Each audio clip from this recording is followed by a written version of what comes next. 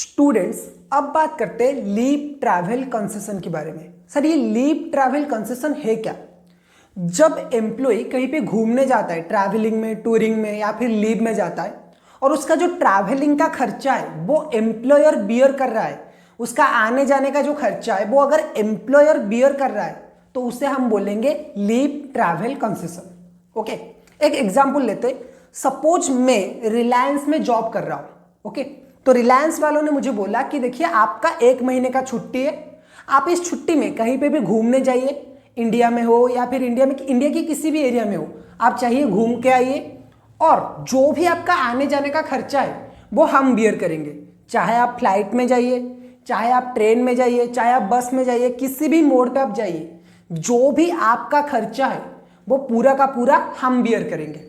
ठीक है, तो इस टाइप के जो बेनिफिट है अगर एम्प्लॉयर दे रहा है तो इससे हम बोलेंगे लीव ट्रैवल कंसेशन।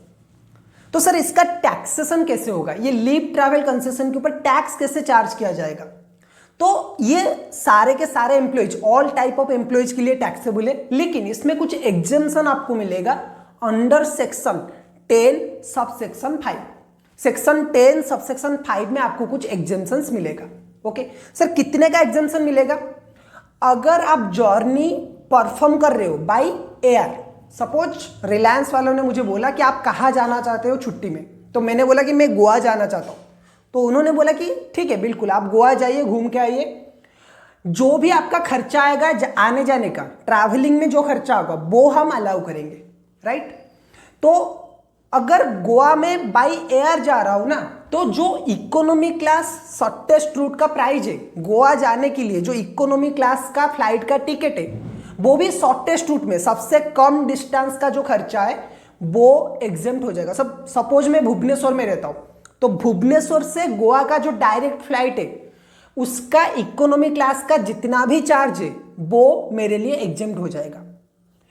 मैं रिलायंस, जैसे रिलायंस वालों ने बोला, मैं विस्तारा एयरलाइन का बिजनेस क्लास बुक किया जिसका प्राइस है 25,000, लेकिन विस्तारा का इकोनॉमी क्लास का प्राइस कितना है 5,000। तो मैंने खर्चा किया है 25,000 और पूरा का पूरा खर्चा रिलायंस ने बियर किया है, मेरे एम्प्लॉयर ने बियर किया है, लेकिन मेरे लिए एग्जेम्प्टेड कितना हो जाएगा सर? 5,000 ओनली। जो इकोनॉमी क्लास का प्राइस है वो एग्जेम्प्ट हो जाएगा, बाकी जो बैलेंस 20,000 बचा वो पूरा का पूरा टैक्सेबल है मेरे लिए। ओके सर, अगर हम जैसे गरीब लोग हैं, अगर हम फ्लाइट में ना जाके ट्रेन में जा रहे हैं पैसे बचाने के लिए, तो उस केस में क्या होगा? तो यहां पे इनकम टैक्स वाले बोलते हैं कि अगर जर्नी ट्रेन में परफॉर्म हुआ है ना, देन इन दैट केस आपको क्या करना है, जो ट्रेन का, इंडियन रेलवे का फर्स्ट क्लास एसी का शॉर्टेस्ट रूट प्राइस है वो आपको लेना है। इंडियन रेलवे का फर्स्ट क्लास एसी का जो प्राइस है वो आपके लिए एग्जेम्प्टेड है। ओके सर, अगर मैं ट्रेन में भी परफॉर्म नहीं कर रहा हूं, अगर ट्रेन में भी मैं नहीं जा रहा हूं, मैं टैक्सी में जा रहा हूं या फिर बस में जा रहा हूं, वो आपने मूवी तो देखा होगा ना, जर्नी बॉम्बे टू गोवा, उस मूवी की तरह मैं क्या कर रहा हूं, बस में जा रहा हूं, तो उस केस में क्या होगा? तो उस केस में क्या होगा, अगर उस एरिया को जहां पे मैं जाना चाहता हूं वहां पे अगर रेलवे कनेक्टिविटी है, तो इनकम टैक्स वाले बोल रहे हैं कि आपको इंडियन रेलवे के फर्स्ट क्लास एसी का प्राइस लेना है। लेकिन अगर रेलवे कनेक्टिविटी नहीं है, देन इन दैट केस आपको क्या करना है, उस एरिया का जो रिकॉग्नाइज्ड ट्रांसपोर्ट सिस्टम है, सपोज मैं गोवा नहीं, मैं राजस्थान जाना चाहता हूं, जो डेजर्ट एरिया है ना वहां पे जाना चाहता हूं, वहां पे बस ट्रेन ऐसा, मतलब यहाँ पे वहां पे ट्रेन का कनेक्शन नहीं है, तो वहां पे बस में जाना पड़ेगा, या फिर वहां का जो डेजर्ट एरिया में जो रिकॉग्नाइज्ड ट्रांसपोर्ट है वो ऊंट है, तो उस केस में क्या करेंगे हम सर, जो भी उस एरिया का रिकॉग्नाइज्ड ट्रांसपोर्ट सिस्टम है उसका फर्स्ट क्लास और डिलक्स क्लास प्राइस आपको लेना है। अगर राजस्थान गया हूं, बस में गया हूं, तो डिलक्स बस क्लास का प्राइस आपको लेना है। सर, अगर ऊंट में गया हूं तो क्या डिलक्स ऊंट लेंगे क्या? नहीं, जो भी उसका खर्चा आ रहा है, डिलक्स ऊंट अगर है तो वो आप ले लीजिए उसका प्राइस। ठीक है, तो ये है अगर ट्रेन का कनेक्शन नहीं है। सर, अगर एक ऐसा जगह में जाना चाहता हूं जहां पे ना तो ट्रेन का कनेक्शन है, ना तो फ्लाइट का कनेक्शन है, ना तो कोई रिकॉग्नाइज्ड ट्रांसपोर्ट सिस्टम है, तो तब तो आप पक्का पागल ही होंगे। ऐसे जगह जाना चाहता हूं, अगर आप ऐसे जगह जाना चाहते हो जहां पे कोई भी ट्रांसपोर्टेशन सिस्टम नहीं है, तो भाई जाना ही क्यों है ऐसे जगह? सपोज मैं हिमालय जाना चाहता हूं, मैंने बोला कि नहीं मैं हिमालय जाऊंगा, हिमालय की पूरा जो चोटी है वहां पे मैं जाना चाहता हूं, मैं सोलो ट्रैकिंग करके जाऊंगा, तो अगर ऐसा मैं किसी भी जगह पे जा रहा हूं जहां पे कोई रिकॉग्नाइज ट्रांसपोर्ट सिस्टम नहीं है, इन दैट केस मुझे क्या करना है, जितना भी डिस्टेंस में कवर कर रहा हूं उसका इकोनॉमी क्लास, सॉरी जितना भी डिस्टेंस में कवर कर रहा हूं ना इंडियन रेलवे में, जो जितना भी डिस्टेंस में कवर कर रहा हूं इंडियन रेलवे में, सेम डिस्टेंस के लिए फर्स्ट क्लास एसी का कितना प्राइस है वो आपको लेना है, वो आपके लिए एग्जेम्प्टेड है। ठीक है, ओके सर। अब बात करते हैं कुछ इंपॉर्टेंट पॉइंट्स के बारे में। पहला पॉइंट, आपको journey with in India he perform करना है, तब भी आपको एग्जाम्शन मिलेगा इस सेक्शन के अंडर। ओके, जैसे ही रिलायंस वालों ने मुझे बोला कि सर आप कहीं पे भी जा सकते हो, पैसा हम देंगे, तो मैंने पहले बोला कि मुझे बैंकॉक जाना है। ठीक है, मैंने पहले बोला कि मुझे बैंकॉक भेजिए, बैंकॉक में मैं घूम के आता हूँ। ठीक है, लेकिन उन लोगों ने बोला कि नहीं नहीं, जर्नी आपको with in India he perform करना है, क्योंकि अगर आपने journey with in India perform किया है तब भी आपको इस सेक्शन का एग्जेम्पशन मिलेगा। अदरवाइज अगर आपने आउटसाइड जर्नी परफॉर्म किया है तो आपको पूरा का पूरा टैक्सेबल है वो।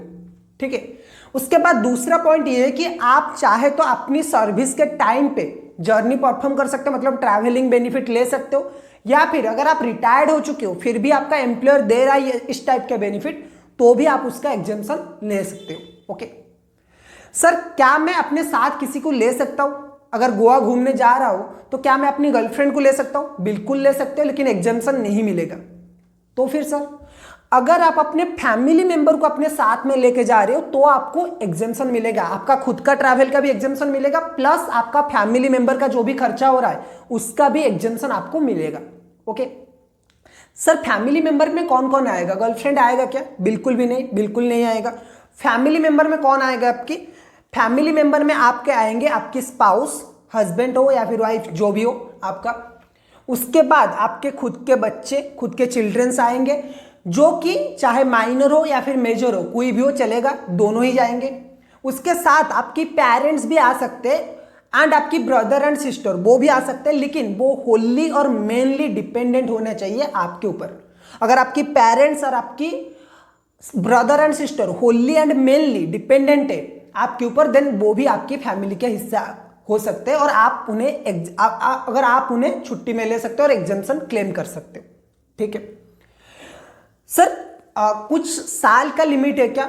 बिल्कुल, यहां पे एक पॉइंट ये है कि आपको जो एग्जेम्पशन मिलेगा वो ब्लॉक के हिसाब से मिलेगा, और ब्लॉक यहाँ पे 4 कैलेंडर ईयर को एक ब्लॉक बोला जाता है। ठीक है, 4 कैलेंडर ईयर को एक ब्लॉक यहाँ पे बोला जाता है। ओके, तो आपके एग्जाम के लिए कौन सा ब्लॉक है? आपके एग्जाम के लिए जो ब्लॉक है वो है 2022, 2023, 2024, 2025। इन 4 साल को लेकर एक ब्लॉक बनाया गया है, और एक ब्लॉक में आप मैक्सिमम 2 साल का एग्जेम्पशन क्लेम कर सकते हो। 4 साल है ना, अगर आपका एम्प्लॉयर हर साल आपको लीव ट्रैवल कंसेशन दे रहा है तो हर साल आपको एग्जेम्पशन नहीं मिलेगा, आपको सिर्फ 2 साल का एग्जेम्पशन मिलेगा इन ए ब्लॉक।